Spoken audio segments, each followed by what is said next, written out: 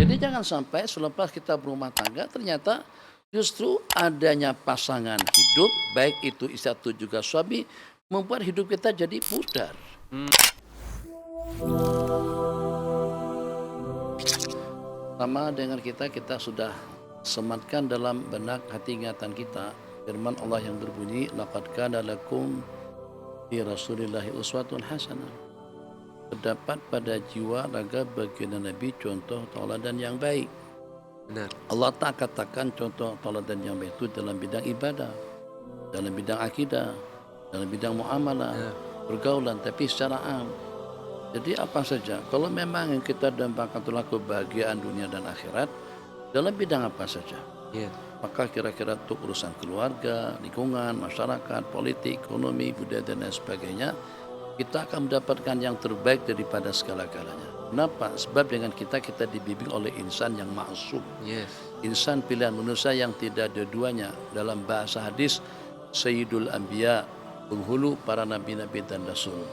Jadi sebagaimana baginda yang teristimewa dari sudut kenabian dan juga dengan risalahnya, yang teristimewa daripada sejumlah sekian makhluk ciptaan Allah Jalla wa'ala, yang terbaik daripada segenap makhluk, daripada segenap para nabi-nabi yang diutus, pasti dan pasti kalau kita jadikan baginda itu sebagai role model dalam kehidupan kita, kita akan mendapatkan yang terbaik Benar. daripada segala-galanya. Yang terbaik dengan akidahnya, yang terbaik dengan amal ubudiyahnya, yang terbaik dalam pergaulannya, yang terbaik dalam kehidupannya, yang terbaik Wah. juga dalam urusan rumah tangga. Masya Allah. Khairun nas, ahsanun nas, sebaik-baik manusia, semulia-mulia manusia. Khairukum li ahli, wa la khairukum li ahli. Semulia-mulia kamu, sebaik-baik kamu adalah orang yang paling baik dengan keluarganya. Dan aku, sabda Nabi, merupakan orang yang terbaik dengan Masya Allah. keluargaku. Ini tidak perlu kita ragukan. Qul in kuntum tuhibbuna Allah fattabi'uni. Kenapa Nabi kita sampai Allah firmankan dengan kedudukan yang seperti itu? Kalau memang betul-betul kalian cinta kepada Allah, maka ikutilah aku. Loh, kenapa ikutin aku? Kenapa tidak dengan yang lain? Sebab kalau kalian ngikutin gaya hidupku, gaya pergaulanku, perilaku dan juga dengan tata cara hidupku, baik dalam dunia ibadah juga dalam dunia muamalah, kalian akan mendapatkan yang teristimewa di sisi Allah Jalla Jalaluh. Jadi dambaan kalian pada masa salat 5 waktu, bacaan yang kita baca, ihdinas siratal mustaqim, bimbinglah kami kepada jalan yang lurus. Jalan yang lurus pasti dan pasti kita akan memperolehinya kalau pada waktu kita mengikuti jejak langkah baginda Rasulullah Sallallahu SAW. alaihi wasallam. Tapi bagaimanapun, kalau memang yang kita dambakan, yang kita inginkan itulah keluarga yang sakinah, kehidupan yang harmoni, saling tafahum, saling pengertian, yang kita idam-idamkan itulah kenikmatan hidup, agar bagaimana 1+1 jadi 2. Jangan sampai 1+1 jadi kosong. Gimana boleh 1 campur 1 jadi 2? Kalau boleh jangan salah paham, 1+1 jadi 3, jadi 4, jadi 5, jadi banyak. Itu bila akan boleh berlaku yang semacam itu. Jika dengan kita mengkombinasikan, menghimpunkan antara 2 insan. Jadi 2 menjadi 1.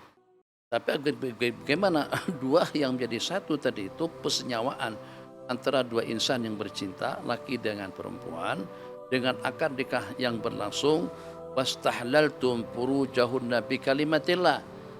Tapi kita bersabda dan kalian halal untuk menggali mereka atau furuj mereka itu dengan kalimat Allah, dengan ijab dan kabul. Oke. Setelah 2 insan tadi itu menyatu, agar bagaimana dengan 2 tadi itu seperti kita kumpul 2 kekuatan.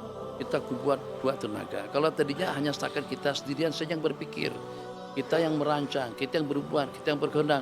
Tapi pada waktu terkumpul antara 2 insan, maka kesempurnaan itu akan wujud. Itu sepatutnya.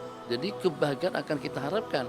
Kenapa? Karena kita saling melengkapi, saling sempurna menyempurnakan. Itulah idaman kita pada waktu kita berumah tangga. Jadi kita tidak ingin pada waktu kita bersatu, pada waktu kita berkumpul, ternyata justru terporsir, terkurangkan tenaga kemampuan yang ada pada diri masing-masing. mungkin kena ugutan daripada istri kepada suami, mungkin kena ancaman daripada suami kepada istri. Yang tadinya maksimal dapat 100% ternyata jadi dalam 40%, 50%. Kita inginkan macam mana?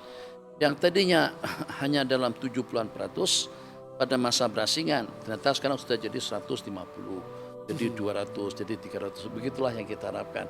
Lebih harmoni lagi, lebih tekun lagi, lebih ideal lagi, lebih bagus lagi. Tak nak, misalnya nih kawan-kawan yang calon bakalan akan menikah, jadi kita tak nak kalau pada waktu selepas menikah ternyata kehidupan kalian kita jadi merosot. Dulu Masya Allah, tabarakallah, kalau dalam tiap harinya awabin, qabla dengan badia tidak pernah tinggal. Ternyata selepas menikah tambah dengan duha, tambah dengan tahajud, tambah dengan awabin, tambah dengan sunat-sunat tasbih. Kenapa? Ini kumpul kekuatan nih. Nah, jadi jangan sampai selepas kita berumah tangga ternyata justru adanya pasangan hidup, baik itu istri atau juga suami, membuat hidup kita jadi pudar, membuat jadi kurang. Dulu Masya Allah tabarakallah rajin jamaahnya, lepas kawin sudah tak nampak batang hidung. Kalau dahulu rajin impak dan sedekahnya, rajin ngajinya, hadir ke majlis-majlis zikir, selepas berkawin ternyata sudah tidak nampak batang hidung.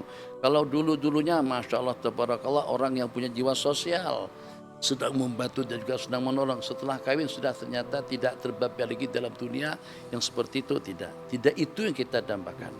Jadi gabungan daripada dua insan, rajulun dengan unsa, laki-laki dengan perempuannya, pada masa mereka bersatu seperti yang direkamkan di dalam ayat wabatha minhuma rijalan katsiran wa nisaa. Dan Allah sebarkan, Allah taburkan minhuma daripada dua insan yang menyatu, Nabiullah Adam dengan Sayyidatuna Hawa, rijalan katsiran wa nisaa, jumlah bilangan daripada kaum laki-laki dan juga jumlah bilangan daripada kaum perempuan.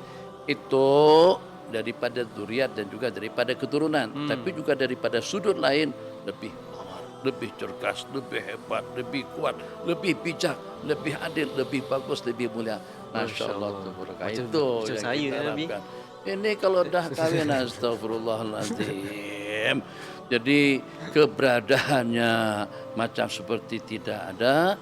Jadi kita tidak mau keberadaan kita itu makdum, tapi keberadaan kita itu maujud. Memang ada sumbangan, ada satu jasa baik, ada satu tambahan yang kita tambahkan dalam dunia menikah, dalam dunia kawin, atau dalam dunia ijab dan kabul, yang sehingga tidak hanya semata-mata untuk menyalurkan nafsu, tidak hanya semata-mata untuk kita mendapatkan durian, tapi Masya Allah tabarakallah kita mampu untuk menerjemahkan ilmu-ilmu yang pernah kita pelajari.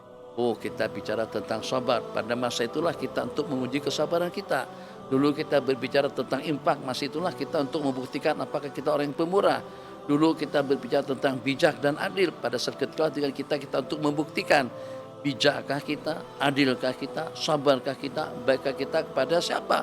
Kepada orang yang berbagi rasa, kepada orang yang paling dekat dengan kita. Kedudukan suami, akhwat, muslimin, pendengar semuanya, itu lebih daripada mak dan ayah.